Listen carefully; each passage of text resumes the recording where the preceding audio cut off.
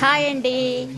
ఈరోజైతే మేమైతే మొత్తానికి ఇల్లు అయితే క్లీనింగ్ పెట్టామండి. దగ్గరలో వరలక్ష్మి వ్రతం అట్లే వినాయక చవితి కూడా వస్తుంది కదండి, అందుకని క్లీనింగ్ అయితే పెట్టాము. చూడండి, మా పిల్లలు అయితే క్లీన్ చేస్తూ ఉన్నారు. చూడండి, అన్నీ వాష్ చేస్తూ ఉన్నారండి. వాష్ చేసి ఇలా అయితే మంచం అన్నీ బాగా ఆరబెట్టేస్తున్నారు. ఇంకా క్లీన్ చేయాల్సినవి కూడా చాలా ఉన్నాయి. చూడండి, మీ ఇంట్లో కూడా క్లీనింగ్ మొదలు పెట్టారండి.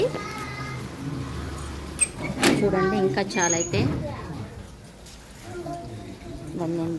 దాన్ని వాష్ చేసేసి బయట అయితే ఇట్లా ఆరబెట్టేశారు.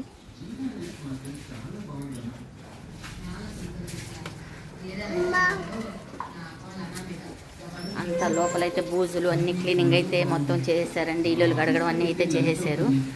మొత్తం చూడండి, అన్నీ బయట వేసి వాష్ చేస్తూ ఉన్నారండి. ఇక్కడ ఇల్లు అంతా నీట్ అంతా క్లీన్ చేసేసారు.